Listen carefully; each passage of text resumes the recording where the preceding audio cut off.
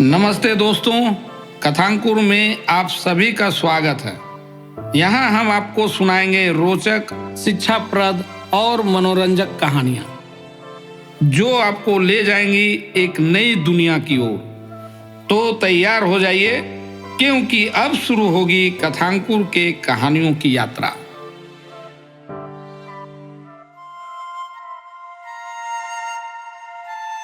आज की कहानी है कुशल व्यापारी।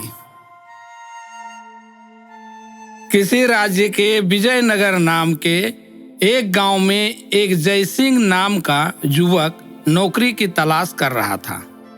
जब एक दिन वह नगर में घूम रहा था, उसी समय राज्य के राजकोषागार दिनेश अपने मित्र रमेश के साथ उसी रास्ते से गुजर रहे थे।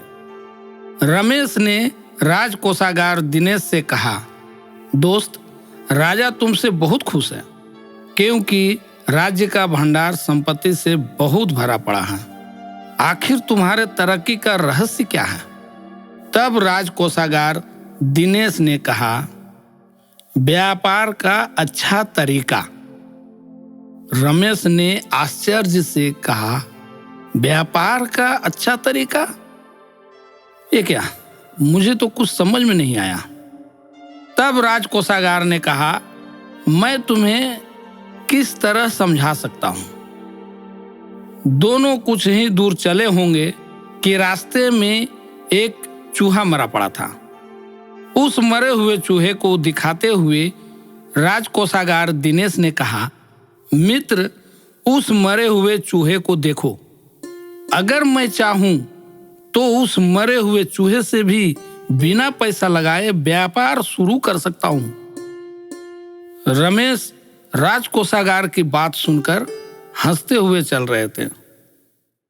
जयसिंह उन दोनों के पीछे पीछे ही चल रहा था और दोनों की बातें सुन रहा था।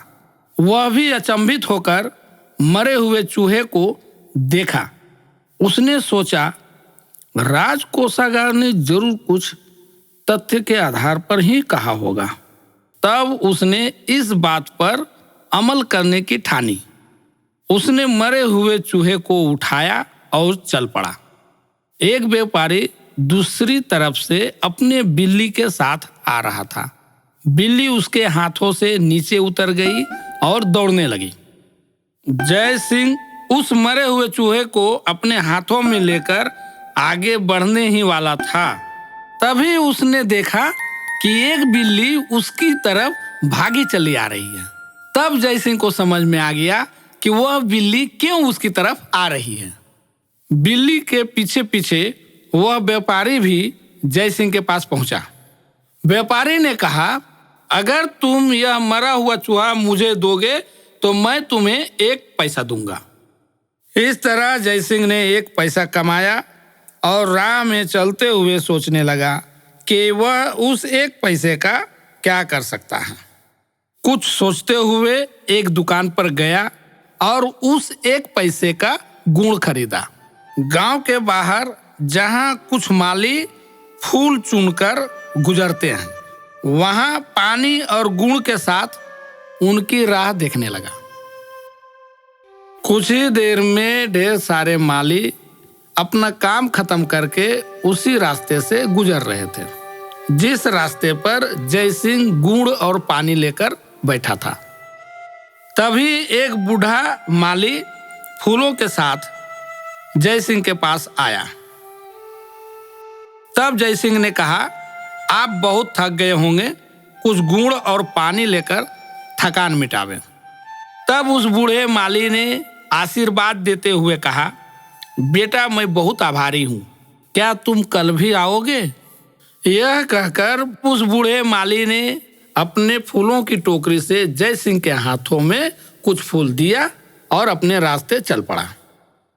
अगले दिन उसने बहुत सारे लोगों को जो फूल ला रहे थे उनको गुड़ और पानी पिलाया और उसके बदले उसे बहुत सारे फूल मिले।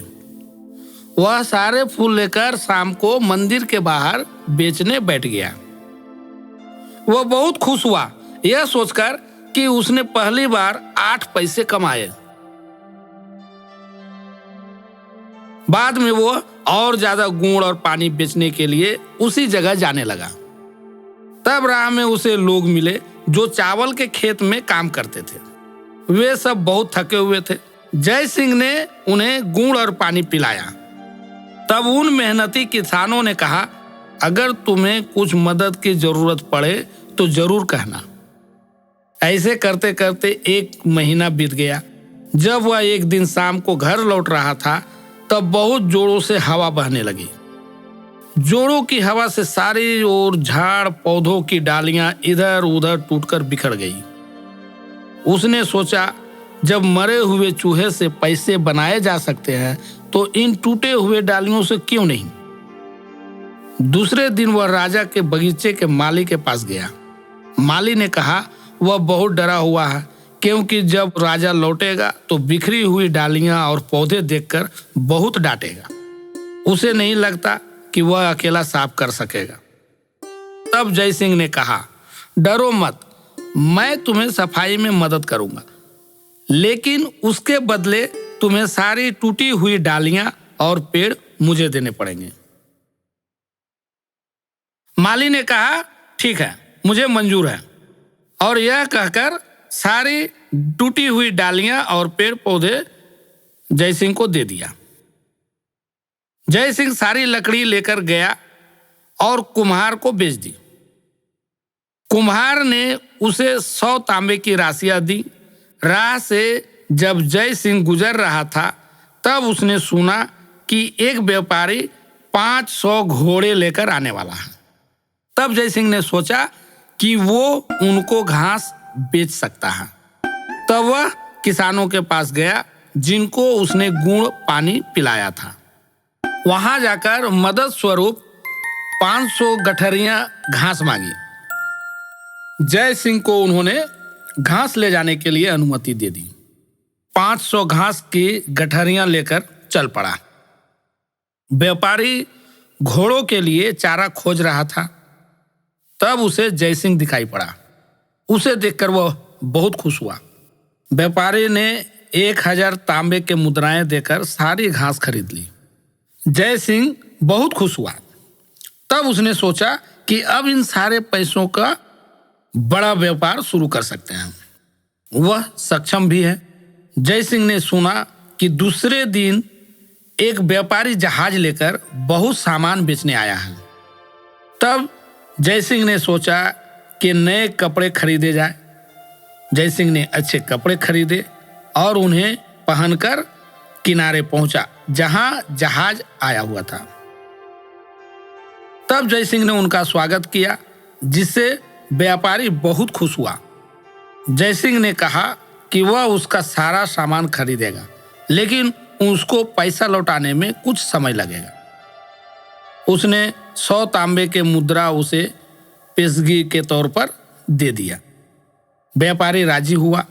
कुछ देर में दूसरे कहीं सारे व्यापारी आए तो उन्हें पता चला कि सारा माल तो जय सिंह खरीद चुका है।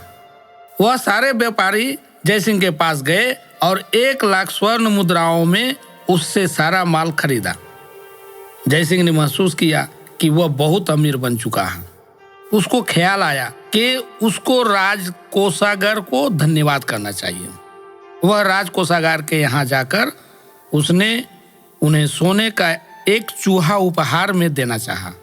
कोषागार ने कहा, तुमसे तो मैं पहली बार मिला हूं, तो फिर तुम्हारी मदद मैंने कब की। तब जय सिंह ने सारी बातें बताई। मरे हुए चूहे के बारे में भी विस्तार से बतलाया। राजकोषागार जय सिंह की सारी बातें सुनकर बहुत प्रभावित हुआ। जय सिंह की लगन और होशियारी से खुश होकर राजकोषागार ने अपनी बेटी सुलोचना के साथ जय सिंह का विवाह करवा दिया और अपनी सारी संपत्ति जय सिंह के नाम कर दिया। इस कहानी से हमें यह सीख मिलती है कि संघर्ष और विश्वास के साथ किए गए परिश्रम से हम किसी भी परिस्थिति में सफलता प्राप्त कर सकते हैं। धन्यवाद। धन्यवाद दोस्तों, अपना समय निकालकर हमारी इस कहानी को सुनने के लिए। हमें आशा है कि ये कहानी आपको पसंद आई होगी। फिर मिलेंगे अगली कहानी में। धन्यवाद।